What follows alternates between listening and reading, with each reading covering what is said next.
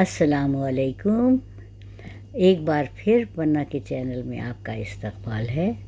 उम्मीद है कि आप सब लोग खैरियत से होंगे। आज मैं आपके लिए एक और नई कहानी लेकर आई हूँ जो मैं आपको सुनाने वाली हूँ, और मुझे उम्मीद है कि आपको बहुत पसंद आएगी। और अगर आपको पसंद आए तो आप इसे ज़रूर सब्सक्राइब करें और लाइक करें। तो बच्चों, बड़ों, बहनों, बेटियों, सब के लिए ये कहानी है, और मुझे लगता है कि ये बहुत दिलचस्प है, आप लोगों को अच्छी लगेगी। तो किसी शहर में एक आदमी था, उसकी बीवा रहती थी। वहाँ उसका एक ही बेटा था जिसे उसने बहुत ही लाड प्यार से पाला था। उसके लाड प्यार ने उसको बहुत सुस्त कर दिया था। उसका नाम था अल्लाह वसाया। वो उसको प्यार से कहती थी, मेरा बेटा मनमौजी है।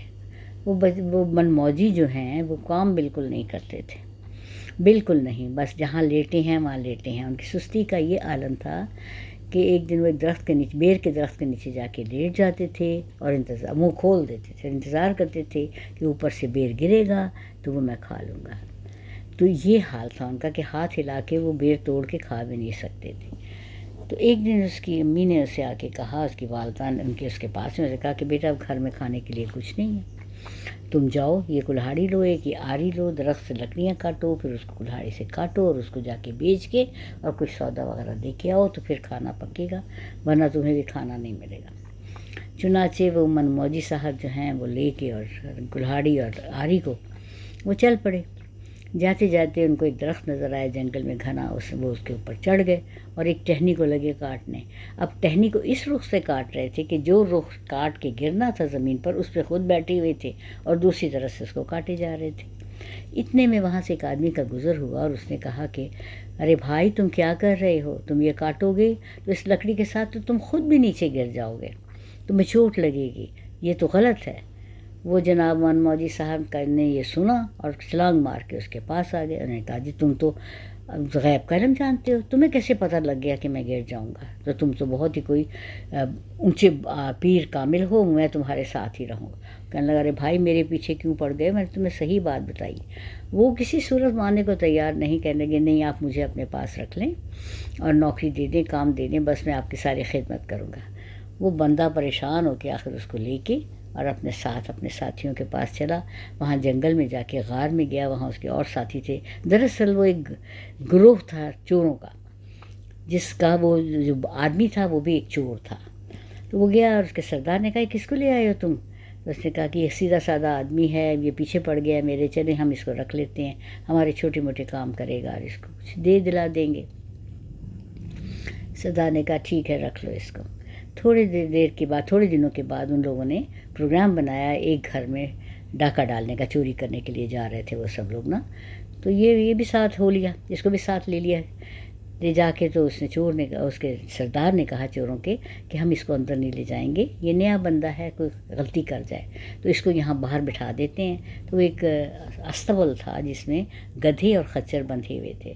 उन्होंने उसको कहा कि तुम यहाँ बैठो, हम जब तक अंदर जाएंगे, जब हम वापस आएंगे तो तुम्हें साथ लेके चले जाएंगे। तो उसको वो मनमौजी को वहाँ बिठा के वो लोग सब अंदर चले गए। अब ये हजरत जो बैठे हुए थे, अब ये देख रहे हैं इधर इधर इधर इधर। अब टिक के बैठना तो इनको भी आता नहीं था, बस उस सुस्ती के मारे वहाँ बैठे। इतने में इनकी नज़र पड़ी, कोने में एक ढोल पड़ा हुआ था।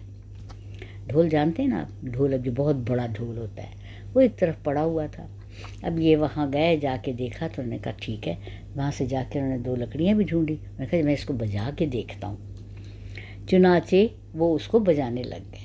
अब जो उन्होंने बजाया तो जोश में आ गया, जोश में आए तो ज़रा ज़ोर से बजा ढोल।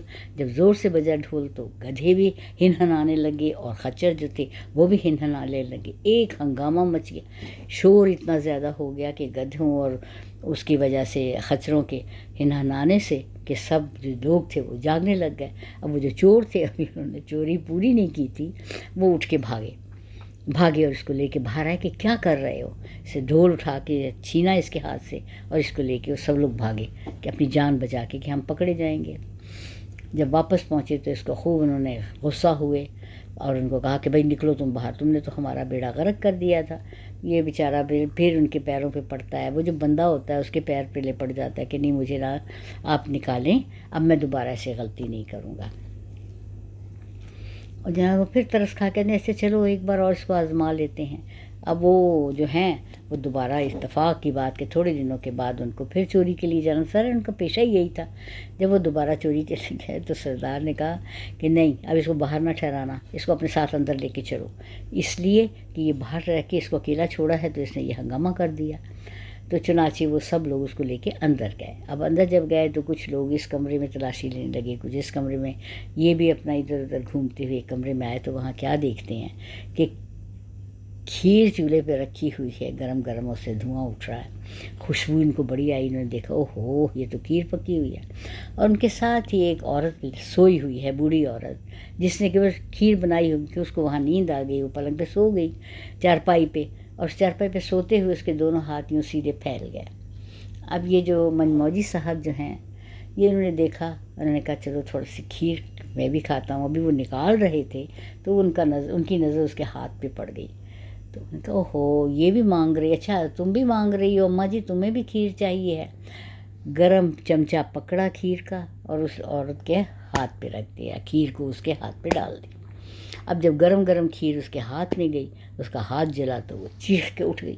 اس نے شور مچا دیا, اتنا شور مچایا کہ وہ جو چور تھے ان کا کام پھر ادھورا رہ گیا, اور وہ پھر اپنی جان بچا کر اور اس کو پکڑ کے وہ لوگ وہاں سے پھر بھاگے.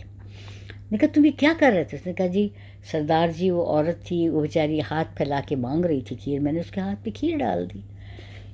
تو وہ اس کو کہنے لگے تم ابھی جاؤ, اگر تم ہمارے ساتھ رہے, ہاتھ جوڑتے ہیں تمہارا, ہمارا پیچھا چھوڑو, ہم تمہیں اپنے ساتھ نہیں رکھ سکتے. انہوں نے اس کو پیسے دیے, پیسے دے کے اور ان کو اس کے گھر رخصت کیا اور اپنی جان چھڑائی.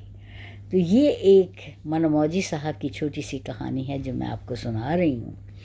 آپ کو اگر دلچسپ لگی, اچھی لگی تو آپ اس کو سبسکرائب کر کے, لائک کر کے مجھے موقع دیں کہ میں آپ کا شکریہ ادا کروں. اور اس کے بعد پھر میں انشاءاللہ اس کی اور بھی کہانیاں میں آپ کو سناؤں گی. بہت اچھی اچھی کہانیاں ہیں جو میں آپ کو اس کی سناؤں گی, بڑی مزے کی ہیں. تو آپ سب اپنا خیال رکھیں, اللہ تعالیٰ آپ کو اپنے حفظ و امان میں رکھے. اللہ حافظ.